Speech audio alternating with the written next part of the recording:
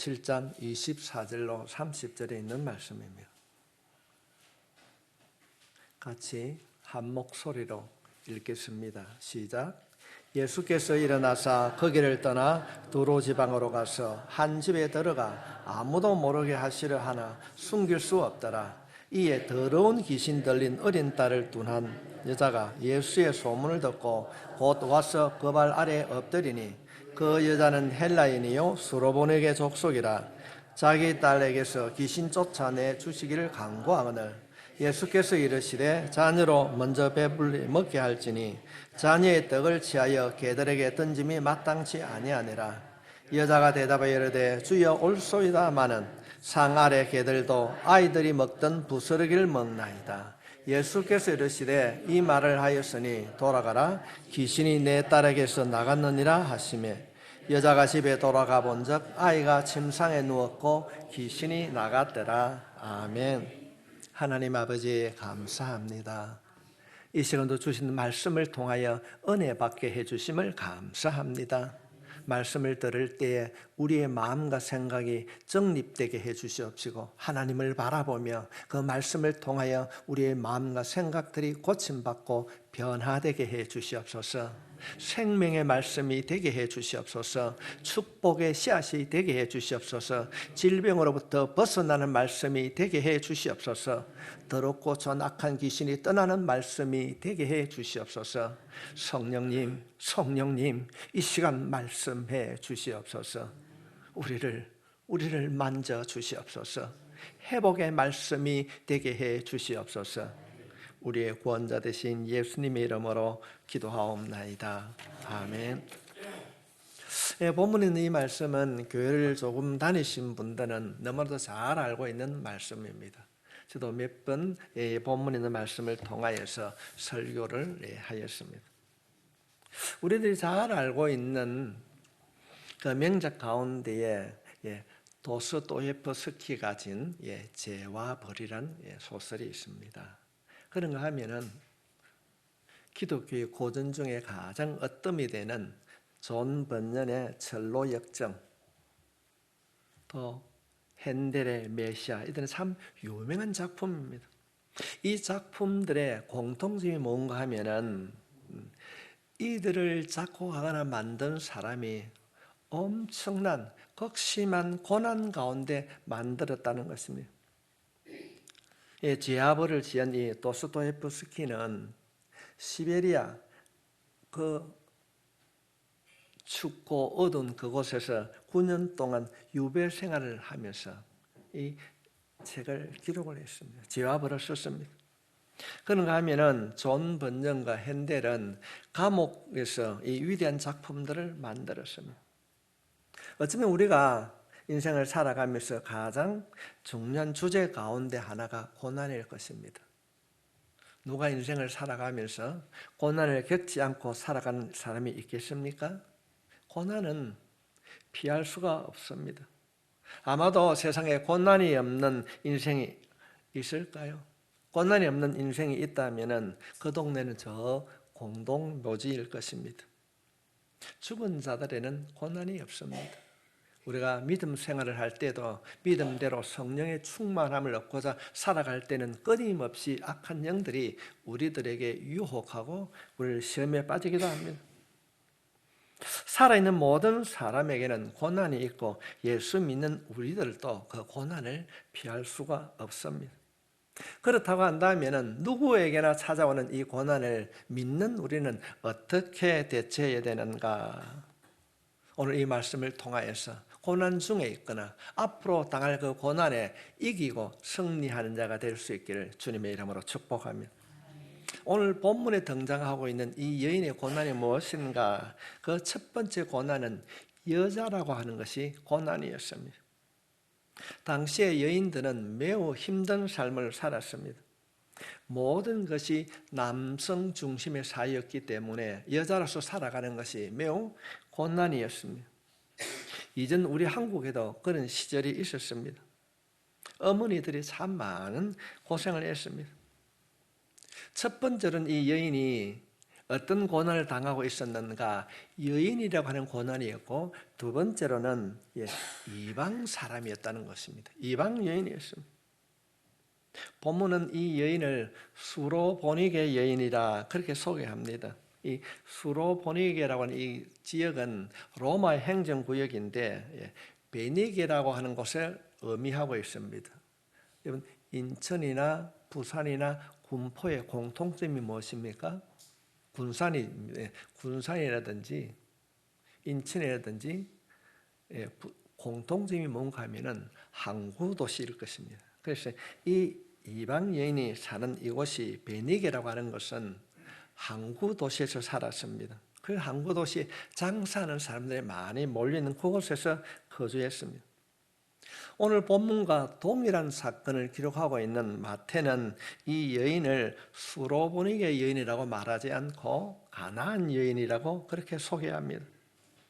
이 여인을 통하여서 본문 마가가 우리들에게 말하고 있는 것은 이 여인은 철저하게 하나님의 은총에 배제된 이방 여인이라는 것입니다.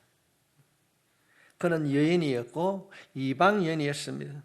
이것도 힘들고 어려운데 이 여인의 딸이 귀신이 들렸다, 그렇게 말하고 있습니다. 귀신이 들렸다. 성경은 종종 우리들에게 귀신이 들린 것을 말해주는데, 이들은 귀신이 들리면은 불에 들어가기도 하고 불에 넘어지기도 하고 입에 거품을 물고 쓰러지기도 하고 무덤 가운데 살기도 했습니다. 그런데 이 여인의 어린 딸이 이렇게 고통스러운 삶을 살고 있는데 엄마인 이 여인의 마음이 얼마나 아팠을까요? 우리가 손에 손가시만 박히도 우리가 불편해하는데 사랑하는 자녀가 이런 고통 가운데 있을 때에 얼마나 그 마음이 아팠을까?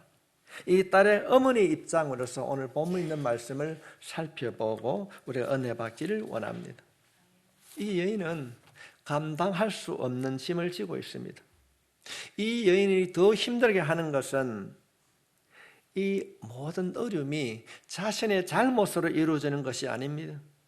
자신이 잘못이 있다면 이해라도 할 수 있는데 자신이 당하는 고난은 자기 자신과는 아무런 상관이 없었습니다. 아마도 이 여인의 마음에는 이런 의문을 가졌을 것입니다. 왜 나에게 이런 고난이 오게 되는가? 왜 내 자녀가 이런 고통을 당하는가? 이것이 자신을 더 힘들게 했을 것입니다. 뿐만 아니라 자신이 당하는 이 어려움과 이 고통을 자신이 해결할 수 없다는 것입니다. 성도 여러분, 이 여인이 여인으로 태어났는데 이걸 바꿀 수 있습니까? 요즘 어스로 성전환 수술을 한다고 그러는데 남자가 여자로 성전환 수술은 많이 한다고 합니다. 여자가 남자로 성전환 수술했다는 소식을 들어보셨습니까? 할 수 없습니다. 이방인으로 태어난 것을 그가 유대인으로 바꿀 수 없습니다. 딸에게 귀신이 들린 것을 자신의 능력으로는 해결할 수 없습니다. 자신이 해결할 수 없는 이 어쩔 수 없는 그 고난 앞에서 그는 하루하루 살아가는 것이 고난이었을 것입니다. 성도 여러분, 이것이 우리의 이야기일 수 있습니다. 이것이 우리의 인생일 수 있습니다. 우리들 인생을 살다 보면은 때로는 내가 예기치 않는 어려움과 고난을 겪을 수 있습니다. 나의 잘못과는 전혀 상관없이 나의 능력으로는 도저히 해결할 수 없는 역경들이 찾아올 때가 있습니다. 그럴 때 우리는 어떻게 해야 되는가? 우리의 삶에 찾아오는 고난과 역경을 믿는 우리는 어떻게 해야 되는가? 막연하게 그냥 기도만 해야 되는가? 하나님은 오늘 기록된 본문에 있는 말씀을 통하여서 우리들에게 분명하게 해결책을 제시하고 있습니다. 오늘 본문과 동일한 사건을 기록하고 있는 마태복음에 보면은 예수님을 만난 장면, 이 수로보니게 여인이 예수님을 만난 장면을 아주 자세하게 기록하고 있습니다. 마태복음 15장 22절 말씀부터 23절에 있는 말씀입니다.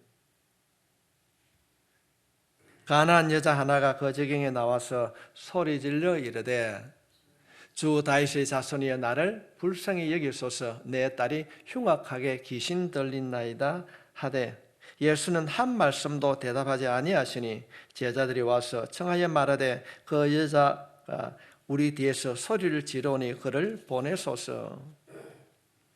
이 여인이 예수님께 어떤 태도로 왔는지를 보여주고 있습니다. 이번 딸의 병에 고침받기 위해서 왔는데 그냥 조용조용히 예수님 내 딸 한번 고쳐주세요 이렇게 이야기했을까요? 이 여인이 얼마나 포기하지 않고 선생님, 예수님 내 딸 좀 고쳐주세요. 아마도 계속적으로 외쳤을 것입니다. 그러니까 예수님을 따르던 제자들이 뭐라고 얘기합니까? 예수님 시끄러워 죽겠습니다. 해결로 좀 하고 갑시다. 주 다윗의 자손이여 나를 불쌍히 여기소서.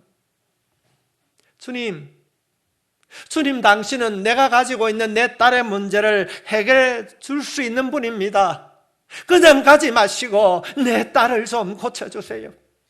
내 딸을 고쳐주세요. 그냥 부르는 것이 아니라 간절히 고쳐달라고 불렀습니다. 그는 예수님에 대해서 잘 모르고 그냥 집에 앉았다가 예수가 지나간다고 하니까 그냥 나온 것이 아닙니다. 그는 예수님이 어떤 분인가를 알았습니다. 메시아가 다윗의 자손으로 온다고 하는 이야기는 유대인들은 알고 있었지만은 본문에서 소개하고 있는 이방인들은 전혀 알지 못하였습니다. 이방인들에게 감추어진 사실이었습니다. 주님 그때 당시 이 본문이 기록된 그때 당시 유대인들은 예수님을 메시아로 인정하지 않았습니다. 예수님을 반대하고 예수님을 메시아로 주장하는 사람들을 핍박하는 유대인들 앞에서 주님 그는 당당하게 다윗의 자손 예수시여 내 딸을 고쳐주십시오. 주 다윗 자손이여 나를 불쌍히 여겨주십시오. 우리말로 하면은 예수님 당신은 할 수 있습니다. 당신은 성경에 기록된 대로 메시아입니다. 구원자로 오신 주님 내 문제를 해결해 주십시오. 우리가 다음 주 사순절 특별 새벽 기도를 할 때 우리 모두가 외쳐야 될 기도 제목이 바로 이 말씀입니다. 주님 나를 도와주십시오. 주님 나를 도와주십시오. 이 여인은 이방 여인이었지만은 메시아임을 예수님이 구원자로 오신 분임을 분명하고 정확하게 알고 있었습니다. 어떻게 이 이방 여인이 예수님이 메시아임을 알았습니까? 무엇이 이 여인이 예수님께 찾아오도록 만들었습니까? 그것은 그녀에게 찾아온 자신이 해결할 수 없는 고난이 있었기 때문에 그렇습니다. 해결할 수 없는 그 고난이 없었다면 그녀가 예수님을 알려고 하지 않았을 것이고 예수님을 찾지 않았을 것입니다. 고난이 없었다면 우리도 그럴 때 참 많이 있지 않습니까? 고난이 없으면 기도의 자리에 앉지 않습니다. 우리가 추측해 볼 때에 이 여인은 자신의 딸을 고치기 위하여서 할 수 있는 모든 일을 해보았을 것입니다. 오늘 본문은 그녀가 헬라 지역에 살았다 그렇게 소개하고 있습니다. 당시 헬라 지역에는 많은 신들을 섬겼습니다. 그녀가 그런 문화에서 살아가면서 자신의 딸을 고치기 위하여서 수많은 사람들을 찾아갔을 겁니다. 신전을 찾아갔을 겁니다. 요즘은 서울에 사람들이 가장 많이 찾는 곳이 어딘 거 압니까? 선거를 앞두면 미아리 점집이 부흥한다고 그래요. 그는 수많은 신전을 찾아다니면서 자신이 해결할 수 없는 그 자신의 딸의 문제를 고침받기를 원했지만은 해결하기를 원하였지만은 해결받지 못하였고 고침받지 못했습니다. 그런 가운데에 예수님에 대한 소문을 들었습니다. 그래, 그 예수라는 사람이 어떤 분인가, 어떤 일을 하는가. 어쩌면 그때 당시 존재해 있었던 구약 성경을 읽었는지도 모르겠습니다. 예수님의 말씀을 들었을 것입니다. 예수님을 알지 못했다면 이 이방 여인이 어떻게 예수님을 향하여서 주 다윗의 자손이라고 예수님을 메시아로 인정할 수 있었을까요? 그는 해결할 수 없는 참혹한 고난 앞에서, 그 아픔 속에서 하나님을 만났고, 그 하나님을 만나려고 그 딸의 병을 고침받기 위하여서 예수님을 찾았습니다. 그래서 그가 예수님을 만났을 때 외치고 있는 겁니다. 성도 여러분, 이것이 오늘 본문이 우리에게 주는 메시지입니다. 고난의 때에 우리는 하나님을 찾아야 될 줄 믿습니다. 고난의 때에 하나님을 만나야 됩니다. 고난의 때, 아픔과 어려움의 때에 하나님을 찾을 때 그 아픔과 고난이 하나님을 만나는 축복의 통로가 될 것입니다. 고난 때 우리는 하나님의 얼굴을 구해야 합니다. 이것이 존 번연이나 핸델이 위대한 작품을 썼던 이유인 것입니다. 존 번연은 학교를 다니지 못했습니다. 그는 감옥에서 성경을 수없이 읽었습니다. 그리고 성경 다음으로 가장 많이 팔린 책이 바로 철로 역정입니다. 존 번연이 기록한 거예요. 핸델이라는 이 사람도 감옥이라는 역경 속에서 머리로 알던 그 하나님을 만나게 되었습니다. 제가 이 말씀을 준비하면서 핸델의 오라티오라는 곡을 한번 들어봤습니다. 음악에서 제가 참 무례한이지만 어떻게 이런 장된 곡을 그가 작곡할 수 있었을까? 그는 감옥이라고 하는 그 아픔 속에 이 땅에 오신 성자 하나님 예수님을 만났습니다. 그래서 그가 유명한 메시아를 작곡했습니다. 핸델의 메시아 다 들어보시지 않았습니까? 한 해도 이 메시아가 연극 무대에 올려지지 않는 해가 없다고 합니다. 핸델이 메시아를 작곡한 이후에 끊임없이 이 노래가 불려지고 있다는 것입니다. 하나님은 우리들에게 왜 고난을 허락하시는가? 욥은 자신이 이해할 수 없는 그 참혹한 고난을 겪은 이후에 마침내 이렇게 고백하고 있습니다. 욥기 42장 5절 말씀에 보면은 내가 주께 대하여 귀로 듣기만 하였사오나 이제는 눈으로 주를 배움나이다. 그는 자신이 당하는 고난을 통하여서 하나님을 보았다는 것입니다. 하나님, 욥이 고난을 통하여서 주님을 만났다고 하는데 내 생활 속에 찾아온 이 작은 고난이라 할지라도 이 고난을 통해서 내가 기도할 때, 이 고난을 통해서 하나님 이름을 부를 때 주님을 만나는 성령님의 만져주심을 경험하는 영적 변화가 일어나기를 원합니다. 주님 도와주십시오. 우리에게도 이런 기도가 필요하게 될 줄 믿습니다. 시편 119편 71편 말씀에 보면은 고난당한 것이 내게 유익이라. 이로 말미암아 내가 주의 윤례들을 배우게 되었나이다. 하나님이 우리에게 고난을 주시는 이유는 우리를 하여금 하나님을 알고 하나님을 찾게 한다는 것입니다. 우리의 삶이 평안하면 좋을 것 같지만은 자신도 모르게 세상에 빠져들어가는 삶을 살게 됩니다. 편안한 삶, 늘어가는 재물, 적당한 취미생활이 우리의 영적 삶을 좀 먹게 한다는 것입니다. 자신도 모르게 세상으로 빠져가고 마음에는 허무감에 몰려오는 것입니다. 그래서 하나님을 멀리하는 겁니다. 예배를 등한히 하게 된다는 것입니다. 그래서 하나님께서는 우리의 인생 가운데 선택한 자녀에게는 고난을 허락하시는 것입니다. 성도 여러분, 인생을 살아가면서 크고 작은 고난이 왔을 때에 그래, 이것이 내가 하나님을 만나는 기회라고 선포하고 기도할 수 있기를 바랍니다.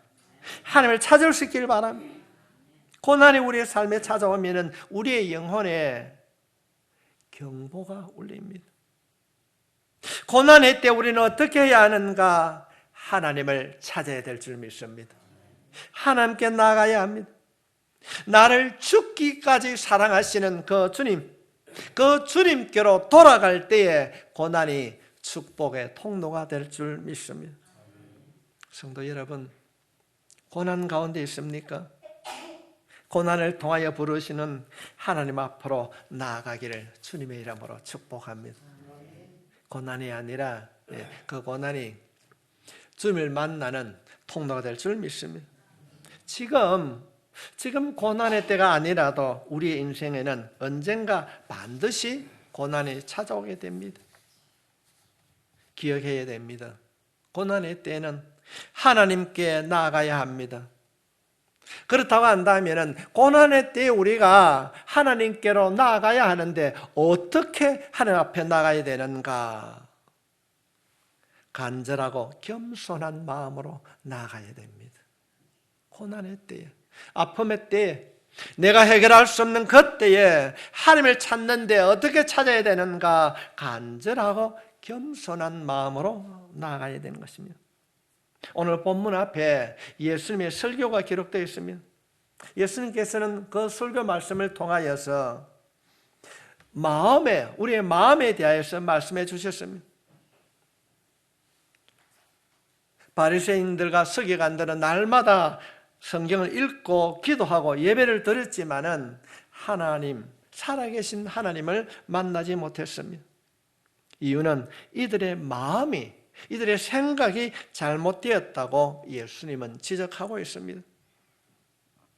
이들은 예수님을 만나 예수님으로부터 직접 설교를 듣고 행하신 기적을 보고 만드신 떡을 먹었습니다. 군중들도 예수님을 모르기는 마찬가지입니다. 왜 이들은 예수님을 만나고 보고 듣고 하면서도 예수님을 몰랐는가?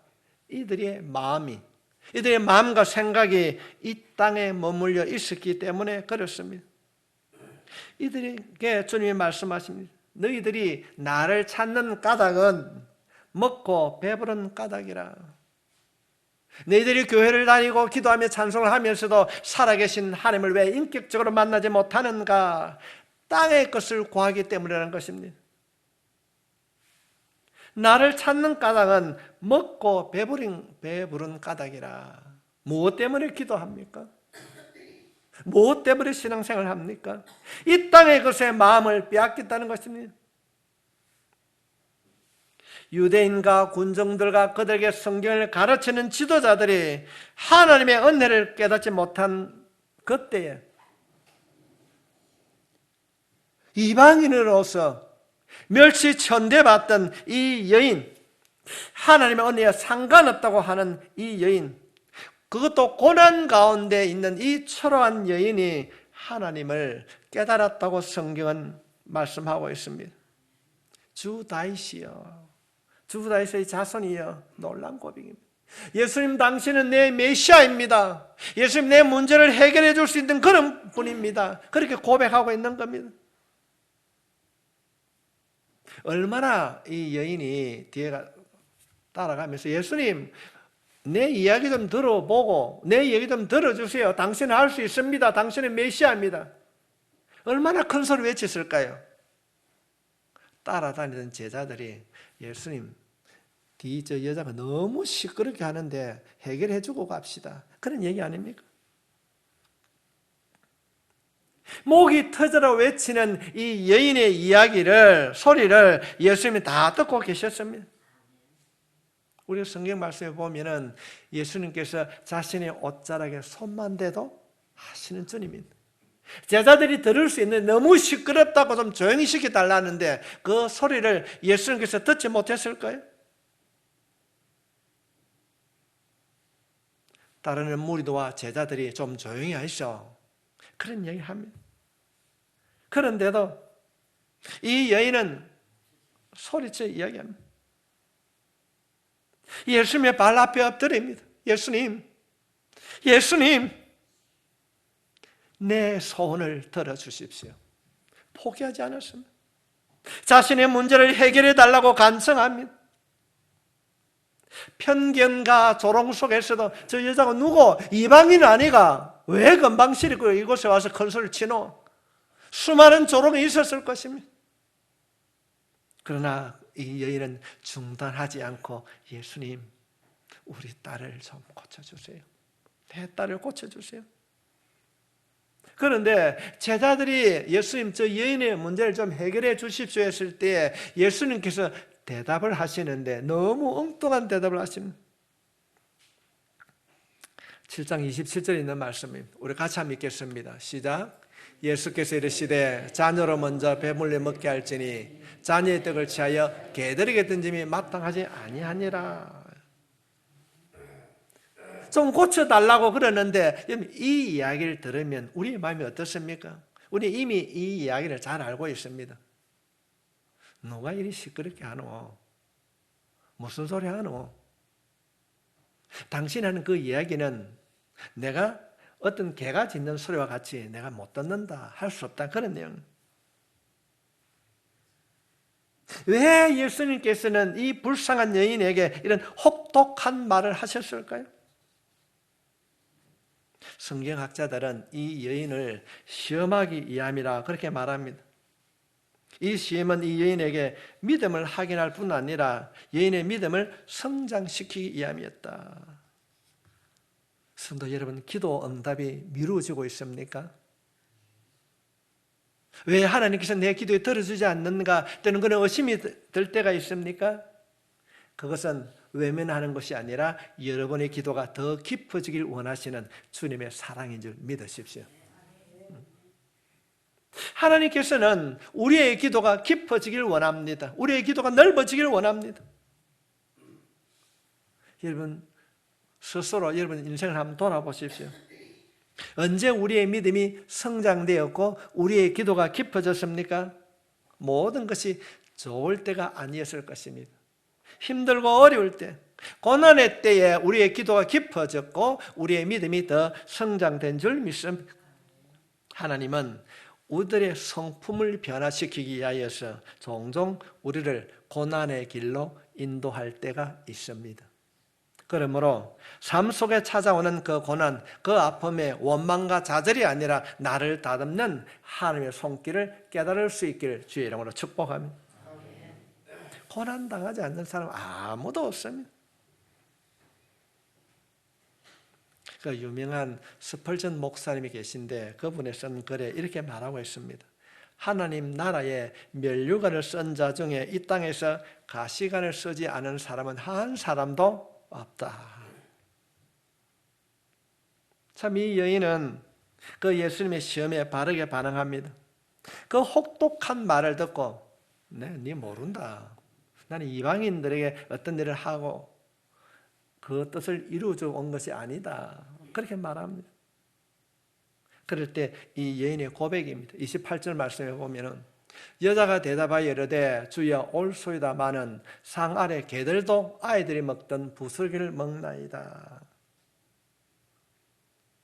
압니다 예수님.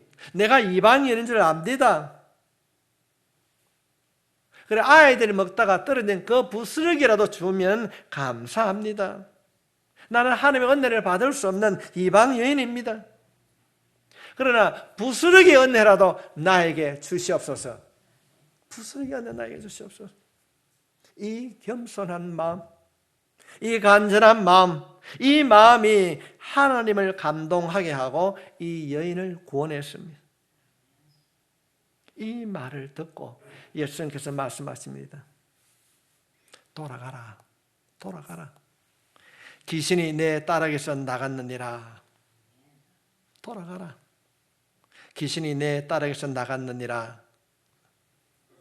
그러면 마태복음에서는 이렇게 표현합니다. 여자야, 내 믿음이 크도다. 내 소원대로 되라. 그렇습니다. 제자들에게 믿음이 없다고 책망하셨던 예수님이 이방 여인에게 믿음을 칭찬합니다. 성도 여러분, 우리를 향한 메시지입니다. 어떤 믿음을 우리가 가져야 하는가? 신앙생활에는 무엇인가? 예배는 무엇인가? 겸손입니다. 하나님 앞에 마음을 낮추는 것. 기도가 무엇인가? 간절함입니다. 하나님께 매달리는 것입니다. 성도 여러분, 응답 받을 때까지 따라 내 믿음이 너를 구원하였느니라 이 음성을 들을 때까지 우리는 기도해야 될 줄 믿습니다. 여자여 내 믿음이 커도다 내 소원대로 되리라. 하나님, 내가 엎드릴 때에 이 수로보니게 여인에게 외쳤던 이 응답의 말씀이 내게도 주님 들려지게 해 주십시오. 내 믿음이 커도다 내 소원대로 되리라. 이 음성을 듣는 여러분 되시길 바랍니다. 여러분, 고난에는 유익이 있습니다. 우리들이 고난에 올바르게 반응하면은 고난은 우리를 겸손하게 만들 줄 믿습니다. 고난은 우리를 기도의 자리로 인도하게 될 것입니다. 고난은 우리를 돌아보게 합니다. 하나님이 우리의 생명의 주인이시여 내 물질의 소유주이심을 깨닫게 됩니다. 이 여인은 고난을 통하여서 철저하게 자신을 돌아보게 되었습니다. 그 간절함과 겸손이 자신의 딸을 고쳤습니다. 여러분 어떻습니까? 지나친 평안이 자신의 마음을 높이고 있지는 않습니까? 주님은 고난을 통하여서 우리들에게 확실하게 말씀하십니다. 돌아오너라. 기도해라. 우리가 고난의 때에 주님께로 돌아오는 것도 중요하지만은 고난이 오기 전에, 아픔을 당하기 전에 하나님 앞에서 믿음으로, 기도로 자신의 마음을 낮추는 것이 더 중요합니다. 고난 때 찾아가는 것도 중요하지만은 고난이 오기 전에 자신의 마음을 낮추는 것이 더 중요합니다. 성도 여러분, 여러분의 마음을 낮추시기 바랍니다. 평안할 때 더 헌신하고 더 낮추십시오. 편안할 때 이 땅이 아니라 하나님의 나라를 구할 수 있길 바랍니다. 세상에서 세상을 살아가는 자가 아니라 세상에서 하나님 나라로 옮기는 발걸음이 우리의 삶이 되어야 될 줄 믿습니다. 이전에 제가 어릴 때에 어른들이 이 노래를 참 많이 불렀습니다. 지금은 338장인데 제가 어릴 때는 이 찬송이 합동 찬송가 162장이 있었습니다. 내 주를 가까이 하게 함은 십자가 짐 같은 고생이나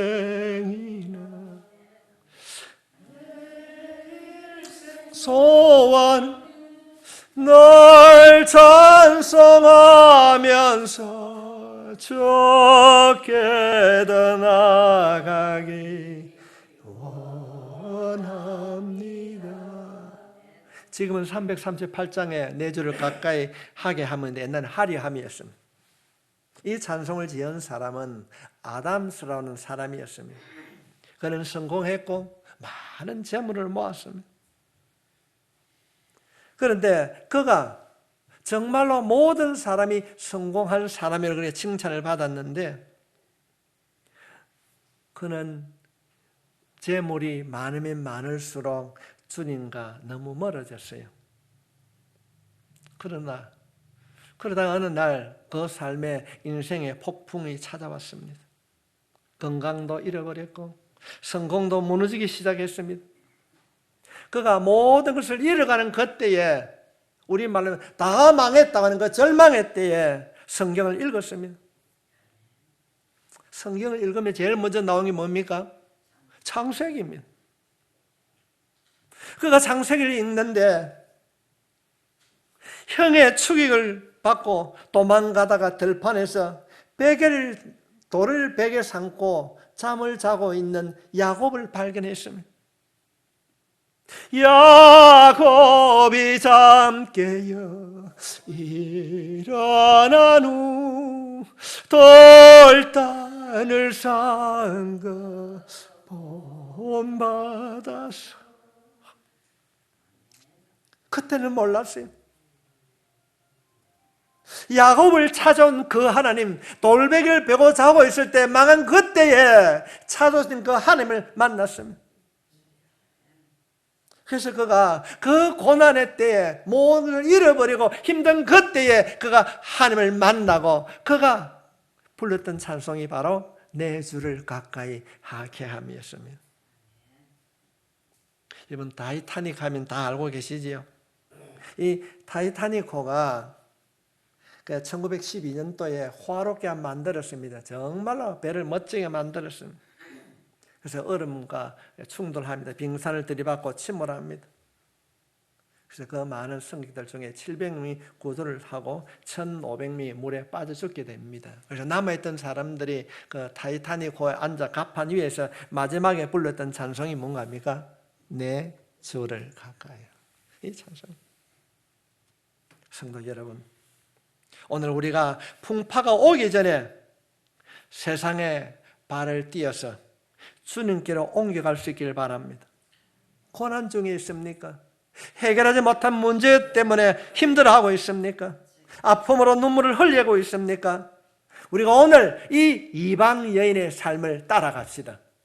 우리도 이 길을 걸어갑시다. 아니면 지금 세상을 살아가면서 문제가 없습니까? 평안하십니까? 혹시 애굽으로 세상으로 나가고 있지는 않습니까? 돌이켜야 합니다. 내 가정이, 내 자녀가 주님 앞에 나가길 원해야 하는 것입니다. 여러분, 선포하십시오.